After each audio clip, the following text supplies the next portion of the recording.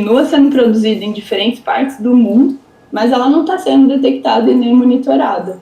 E como vocês viram 2 slides atrás, tanto no Lake Mendota quanto no Lake Erie, a gente achou mais de 1 ano de floração que produziu essa cianotoxina. E eu vou até voltar para vocês verem, foram aqui nos dados de metatranscriptoma, ou seja, está sendo expressa, né? Está sendo expressa e muito provavelmente, quimicamente falando, a molécula em algum momento da floração estava no ambiente.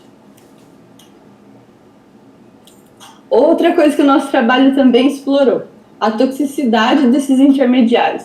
Então, ali, lembrando um pouquinho no finalzinho da rota, a partir do intermediário 7, quando ele é hidroxilado, depois fosforilado e, por fim, metilado para formar a guanitoxina, a gente testou esses 3 intermediários, 8, 9 e o 10, né? No caso, a guanitoxina, com um ensaio esqueci o nome, inibidor de acetilcolinesterase. Então, o intermediário 8, 9, 10, in situ, né, foi colhido a reação enzimática filtrada e aplicada no kit para testar a atividade de inibição de acetilcolinesterase desses intermediários. E, assim, a gente teve uma grande surpresa com esse ensaio, porque apenas depois da última etapa, quando apenas a gente tem a metilação no oxigênio, que a gente vê a inibição de acetilcolinesterase. Então, em cinza aqui, né, essa linha aqui vocês podem ver que é o controle, e apenas depois que teve a metilação a gente vê uma inibição até maior do que o próprio controle fornecido pelo kit. Se eu não me engano, é donepezil. Então, foi muito interessante esse estudo, porque a gente acreditava que quando recebia o fosfato, né, geralmente, né, a introdução de fosfato que deixa a molécula tóxica, a gente achava que o intermediário 9 já seria tóxico, né, em termos de toxicidade para os mamíferos, mas não, apenas quando você introduz o último grupo metil nessa molécula, que de alguma forma a acetilcolina aceita no sítio ativo dela essa molécula para fazer a inibição. Então, pensando nisso, e já indo um pouquinho para a parte de aplicação futura desse nosso trabalho, o intermediário 8 seria um ótimo candidato para ser sintetizado e para ser usado como um padrão, né, e um sinalizador no ambiente da possível produção dessa cianotoxina. Por que o 8? O 8 ele é quimicamente estável, ele é um intermediário não tóxico, e a gente sabe que não precisa de muito aquecimento e não precisa de muito modificação no pH, né? O pH tem que estar alcalino, mas é uma modificação sutil e um aquecimento que provoca a perda desse grupamento fosfato, e o intermediário 8 volta de 10 ou 9 e voltaria para o intermediário 8 com a perda desse fosfato. Então, assim, com uma simples modificação de pH nessa floração e um aumento da temperatura, que a gente sabe que é mais do que comum durante uma floração você ter aumento de temperatura e modificação de pH, você volta para o intermediário 8. Então, assim, quimicamente estável é o 8, a molécula final ela é quimicamente super instável, por isso a dificuldade de detecção da molécula final quando você avalia extratos brutos de florações. Então, o intermediário 8 ele é um grande candidato para a síntese e uso dele como padrão para as análises ambientais, né, das florações. Por isso que a gente já está com uma patente em andamento para trabalhar com desenvolvimento de método baseado em tecnologia de DNA para a detecção dessa toxina. Então, a Fitoxigene já mostrou alto interesse em financiar a patente para produzir, né, esse kit para detectar a guanitoxina. Então, essa empresa é uma empresa australiana que desenvolveu essa tecnologia que eles chamam de Cyanodetect, que é uma tecnologia baseada em DNA, né, no caso, PCR em tempo real, que detecta a quantidade e a presença de cianobactérias e seus genes produtores de toxinas em ambientes aquáticos. Então, como que isso é feito, mais ou menos? A gente seria uma reação de RT-qPCR, né, que é por transcriptase reversa.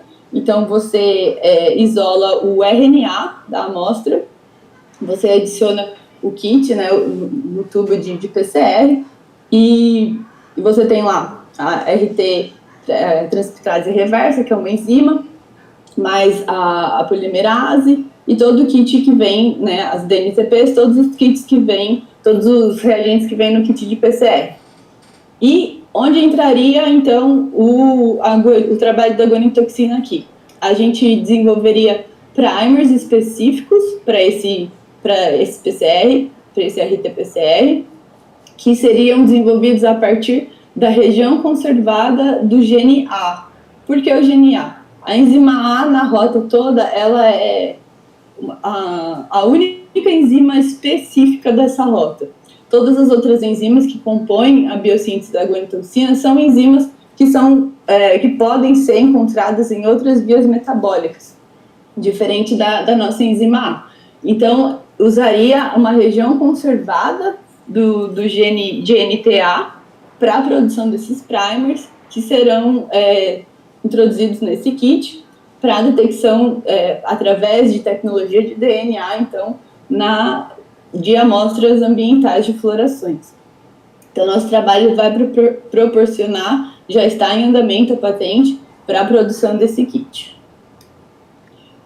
E, por fim, gostaria de agradecer todo o grupo que fez parte, né, do desenvolvimento desse trabalho incrível, que eu tive o privilégio de ser a primeira autora.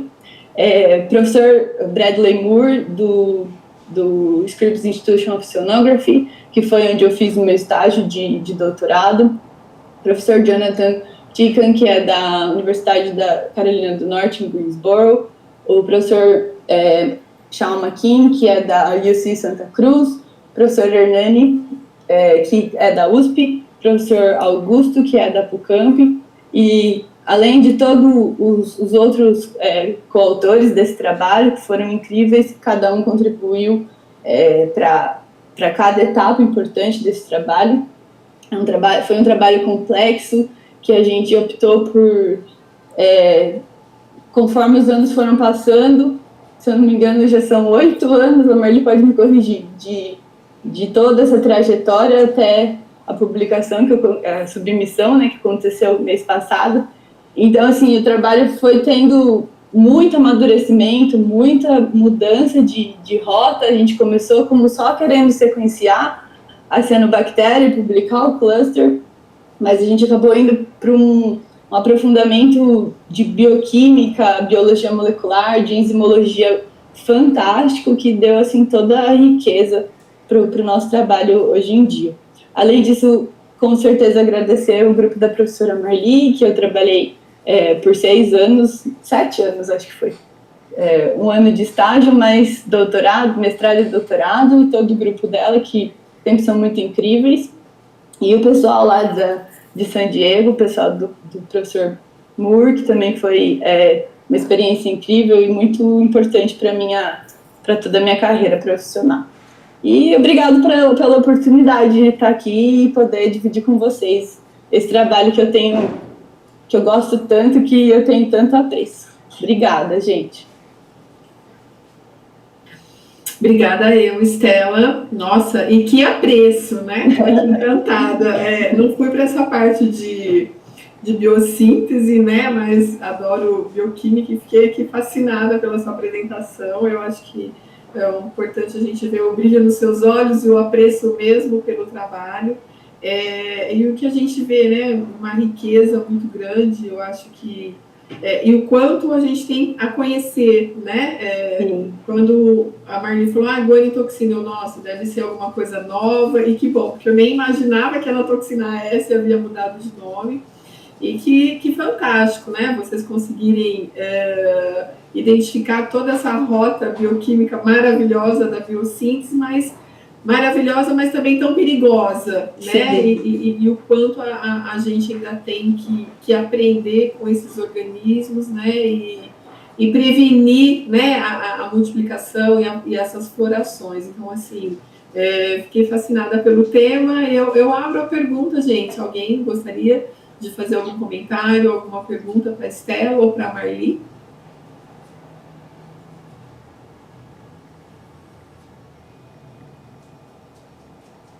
Enquanto vocês vão pensando numa pergunta, eu quero só fazer um comentário, né? Isso é um objetivo que nós tínhamos, né? De trabalho de longo tempo, porque várias das toxinas descritas, né? Elas foram descritas utilizando linhagens brasileiras e sem brasileiros envolvidos no trabalho, né? Que é muito frustrante quando, né, nenhuma equipe do Brasil participa das descobertas de material brasileiro, né?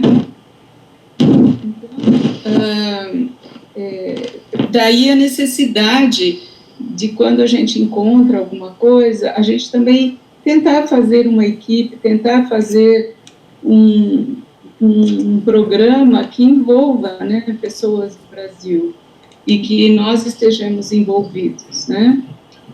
Talvez se nós tivéssemos enviado essa linhagem a tantos pesquisadores estrangeiros que pediram a linhagem, né, Estela? Talvez a gente não tivesse chegado nisso. Foi mais demorado, né? Mas eu acho que valorizar, né, o grupo e as pessoas aqui no Brasil, para mim é muito importante, né, e mostrar que nós somos capazes, com a colaboração, claro, dos estrangeiros, porque essa parte de síntese é muito complexa e aqui no Brasil ainda, embora a gente tenha tentado fazer associações para síntese aqui, a gente não conseguiu desenvolver o que a gente queria, então teve que ir para o exterior, mas pelo menos tem um bom grupo de brasileiros aí envolvidos nessa descoberta, o que para mim é muito gratificante, sabe? E então eu só coloco isso, né? Claro, a ciência é universal, mas eu acho também que para a gente colocar o Brasil no mapa, né, mais um pouco como também produtor dessas áreas mais complexas, eu acho que a gente tem que fazer um esforço e tentar alcançar esse objetivo, né? Então, para mim foi muito bom. A Estela, ela tinha a formação, né, a formação perfeita, porque ela é química, né? Ela é formada em Química em Ribeirão Preto, então foi muito, teve muitas frustrações, né, Estela? Teve muitos períodos negativos, mas muito positivos, e eu acho que isso que é importante, né? A gente sempre aprendendo e desenvolvendo essas novas técnicas, e nós tivemos sorte também que as técnicas estão sendo desenvolvidas muito rapidamente, né? Então nós pudemos utilizar essas técnicas mais atuais e que deu um pouco mais de vantagem. Agora é tentar encontrar mais. Quer dizer, é bom não encontrar no ambiente, né? Mas a gente não sabe se não tem, porque vocês... Saber como procurar, né? Uma coisa que eu percebo aqui e que eu acho que a gente teria que focar e trabalhar nós não temos estudos de metagenomas nos rios, nos reservatórios nossos. Nós só tivemos esse da Amazônia, ainda, eu acho que foi, se não me engano, foi desenvolvido por estrangeiros, e todos os dados são dos Estados Unidos, porque lá eles estão intensivamente utilizando essa técnica nos reservatórios e nos rios dele, né? Eu acho que a Maria do Carmo Caligiuri, de São Carlos, ela tem iniciado, ela fez, acho que, metagenoma em 2 reservatórios, mas ainda a gente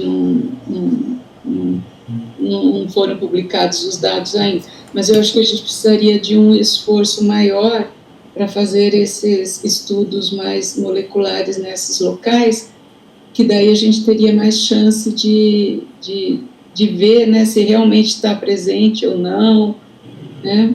Embora agora, com essa tecnologia, que espero que a gente tenha disponível logo, a gente também vai conseguir ver nos nossos reservatórios e rios. Mas era isso que eu queria comentar com vocês. Obrigada, Marli. Eu acho que é um tema extremamente pertinente, né, dado a qualidade aí das nossas águas, do que nossas águas têm recebido, né? Professora Janira, por favor. Parabéns, Marli, parabéns, Estela, pelo trabalho maravilhoso de síntese, né, dessa toxina, mostrar o caminho metabólico e mais também mostrar um poluente das nossas águas que até então ninguém deu atenção, que é a arginina. Então, se você tem arginina na água, você tem um potencial imenso de ter uma água com toxina.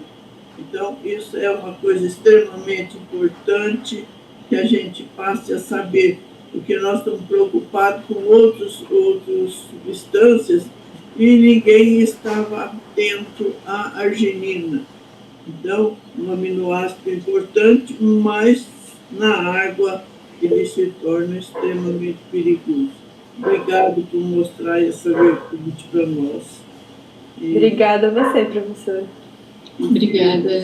Continue firme nessa tarefa que é maravilhosa. Tá? Obrigada. Obrigada.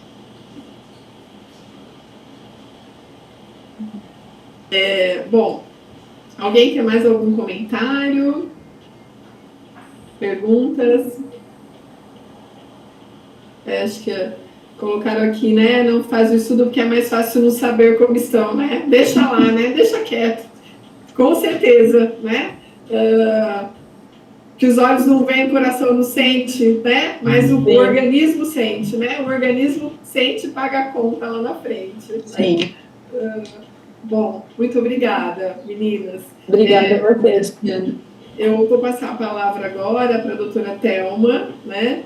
A doutora Thelma, ela é graduada em Medicina pela Universidade Federal Fluminense, especialista em Medicina do Trabalho pela Faculdade de Ciências Médicas da Santa Casa, médica sanitarista da Divisão de Pneumologia do Instituto do Coração INCOR, e atua, então, na área de Medicina Preventiva Social, Medicina do Trabalho, Saúde Ambiental, e é membro da Sociedade Internacional de Epidemiologia Ambiental e da Comissão Internacional de Saúde Ocupacional. Então, que bom, né, Thelma, sua presença aqui, agradeço muito a participação e, por favor, a palavra é sua.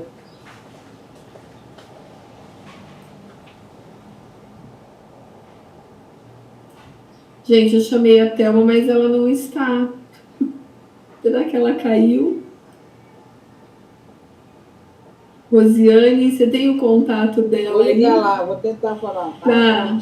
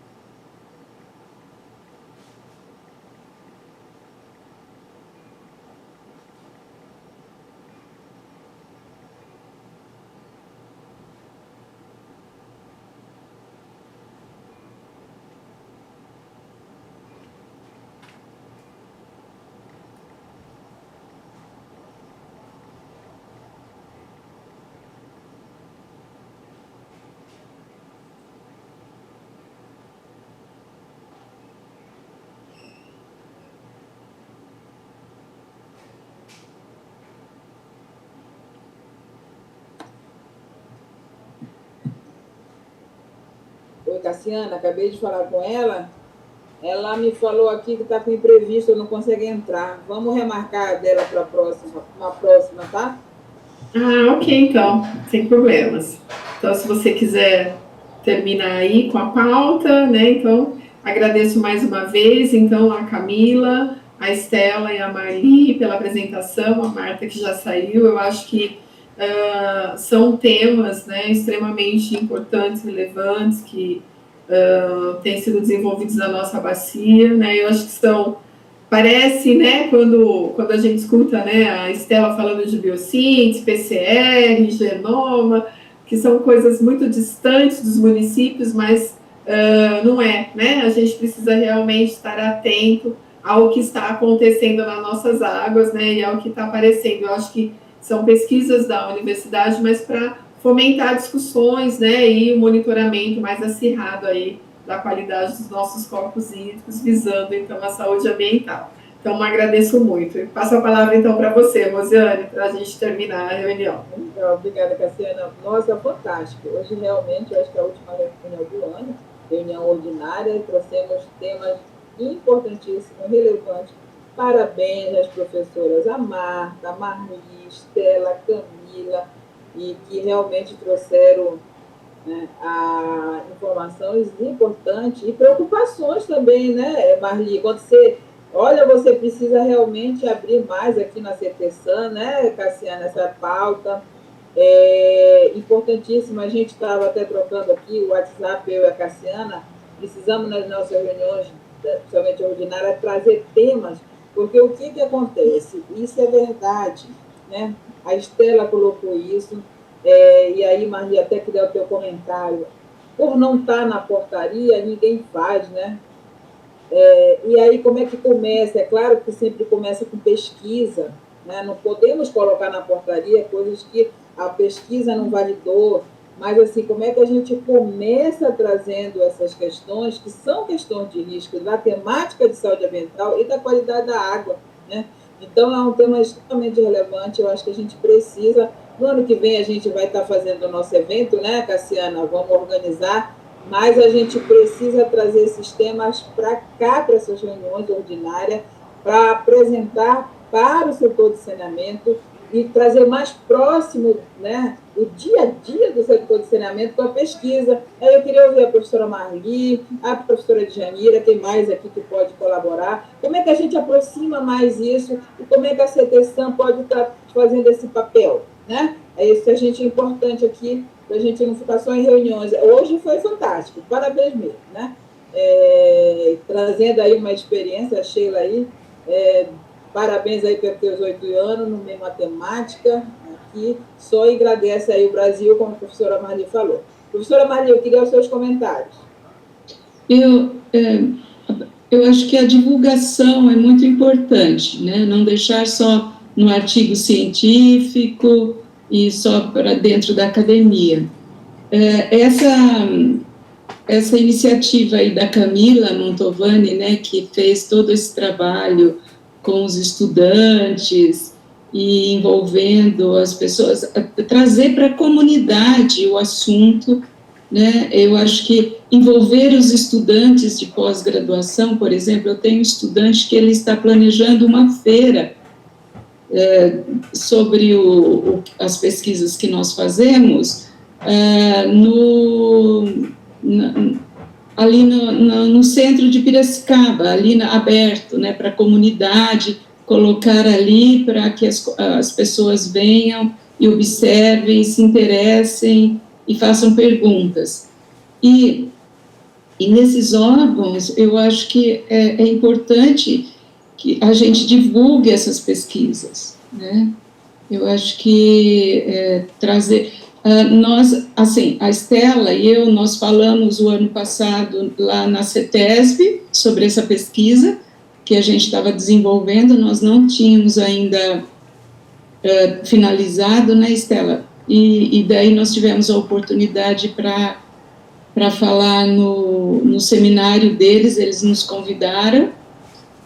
Então, a gente está sempre disposta a fazer as apresentações, a conversar a respeito, e divulgar o que nós estamos fazendo. Agora, uma outra coisa importante que eu acho que principalmente nós da academia devemos fazer, né, e que talvez possa ser um projeto, seria utilizar esse monitoramento que é feito todo aqui no estado de São Paulo e aplicar a tecnologia, né, utilizar as amostras que são coletadas dentro de projetos de pesquisa e utilizar e fazer essas análises, né, das toxinas e tal, e porque daí a gente teria um conhecimento um pouco maior de como anda, né, a nossa a presença dessas toxinas na água, né. Eu acho que é mais ou menos por aí, Rosiane. Obrigada pela oportunidade. Com certeza. E a gente vai precisar de você, né, Cassiana, para a gente colocar essa temática na pauta da CTSAM de uma forma contínua, né? E eu acho que a gente vai precisar, né? Tem algumas áreas que a gente precisa, ao longo do ano inteiro que vem, trazendo sempre a informação para que as pessoas possam ter conhecimento e sair, trazer mais, né, mais de perto aí o nosso dia a dia. A marca já, né, aquela cartilha já vai ser divulgada, e vamos trazer a cartilha para depois ela apresentar a cartilha e abrir a cartilha, né, com a Camila também junto, é muito importante. Acho que a professora de Janeiro está querendo... Mas sim, Marli, já te convidei, tá? Para a gente estar trazendo os trabalhos, né, dessa temática para o ano que vem, tá? Certo, obrigada. Eu que agradeço muito, professora de Janeiro. Microfone está desligado. Abra seu microfone, professora. Então, eu queria lembrar nessa oportunidade o quanto os pesquisadores lutam para conseguir fazer as suas pesquisas. A dificuldade que os pesquisadores têm de conseguir recursos para fazer a pesquisa. E o Comitê de Bacias, eu acho que teria que ter um dispositivo para apoiar também as pesquisas da academia, por conta de que da academia saem tantas informações que dão subsídio à gestão da qualidade das águas. Então, nós temos os comitês, nós temos a Agência Nacional de Águas, e eu não vejo muitos itens sendo contemplados com recursos para apoiar pesquisas de interesse de qualidade de águas. Eu acho que teríamos que ter um mecanismo ligado às agências de bacias para apoiar esse tipo de trabalho. Eu não sei, Marli, qual a dificuldade que você tem para desenvolver toda essa pesquisa, a Estela e também aí o pessoal da Unicamp, né, que a gente tem mais contato. Sabemos das dificuldades para ter um projeto aprovado, quanto tempo a gente gasta para elaborar um projeto, para aprovar um projeto, para ter um mínimo de recursos para poder trabalhar. Então, o comitê precisava enxergar essa vertente das necessidades da academia. Isso é um ponto que é importante, e eu tenho... Não é fácil conseguir financiamentos, para mim também, professora de Janeiro, e inclusive eu estou bastante decepcionada, fiquei bastante decepcionada este ano, porque a Estela, a gente pretendia manter ela aqui no Brasil, trabalhando nessa linha, e nós pedimos uma bolsa de pós-doutorado para ela na FAPESP. Os 2 pareceres foram altamente positivos e a coordenação negou, né, a bolsa dela. E ela, daí, é frustrante isso, né, a gente está tentando desenvolver, e daí... Com a expertise da Estela, Sim. Né? Por conta de uma merreca do pagamento de bolso. Falar a Então. verdade, né? Mas agora ela está indo para o exterior, claro, ela aplicou lá, ela conseguiu 2 posições, pegou em primeiro lugar em 2 universidades, já escolheu uma, e agora em dezembro ela está indo embora, né? E então, esse é bem quer dizer, a Estela, ela estava disponível, né, para ficar aqui, para desenvolver as coisas aqui, mas também diante dessas possibilidades, né, que não existem, eu acho que ela está certa de partir lá para o exterior, e ela vai desenvolver outras coisas lá, ela vai para um laboratório de síntese, que é um ótimo laboratório, eu acho que ela vai aprender bastante, e daí a gente vai tentar continuar com as nossas pesquisas aqui, né, e com alunos... Começar tudo de novo, né? E a gente treina e depois a gente não consegue manter aqui no Brasil porque não existe, não tem oportunidades, né?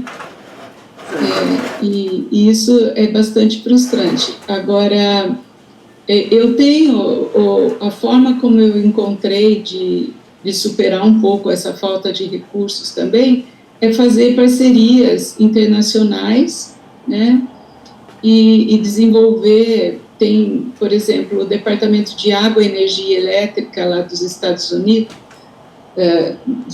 Unidos, o DOE, eles têm um centro de sequenciamento de genomas lá, e eu tenho conseguido que eles sequenciem sem cobrar nada nossos genomas aqui do Brasil, sabe? E depois a parte de bioinformática, como é bastante, usa bastante ferramenta bioinformática, informática, né?